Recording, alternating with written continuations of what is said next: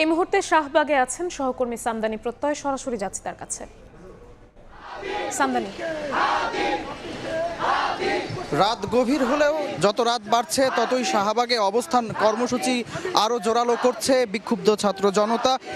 ইনকিলাব মঞ্চের মুখপাত্র এবং জুলাই গণ অভ্যুত্থানের অন্যতম সংগঠক শহীদ শরীফ ওসমান হাদির হত্যাকারীদের দ্রুত বিচার নিশ্চিতের দাবিতে স্বরাষ্ট্র উপদেষ্টার পদত্যাগ সহ বিভিন্ন যে দাবি দাওয়াগুলো রয়েছে, আওয়ামী লীগ নিষিদ্ধকরণের মতো যে দাবিগুলো নিয়ে শুক্রবার দুপুর থেকেই আন্দোলনকারীরা শাহবাগে অবস্থান করছিলেন এবং তাদের সেই অবস্থান কর্মসূচিটি রাত বৃদ্ধি পেলেও তাদের সেই অবস্থান থেকে তারা সরে আসছেন না এবং এখান থেকে তারা বিভিন্ন স্লোগানের মাধ্যমে তাদের দাবি দাওয়াগুলোকে প্রকাশ করছেন এবং তারা বারবার হুঁশিয়ারি দিচ্ছেন যতক্ষণ পর্যন্ত শরীফ ওসমান হাদির হত্যাকারীদের বিচারের আওতায় নিয়ে না আসা হবে ততক্ষণ পর্যন্ত তারা তাদের এই অবস্থান কর্মসূচি এবং তাদের যে বিক্ষোভ সেই বিক্ষোভটি তারা প্রদর্শন করে যাবেন।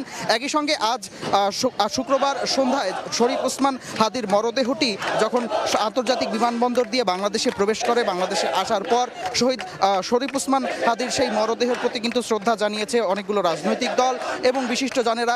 একই সঙ্গে প্রধান উপদেষ্টার প্রেস উইংয়ের পক্ষ থেকে জানানো হয়েছে আগামীকাল বেলা 2:30টার দিকে শরীফ ওসমান হাদির জানাজা অনুষ্ঠিত হবে জাতীয় সংসদ ভবনের দক্ষিণ প্লাজা এবং সেখানে কোনো প্রকার ড্রোন ওড়ানো এবং ভারী বস্তু বহন করা থেকে সরকারের পক্ষ থেকে নিষেধ করা হয়েছে।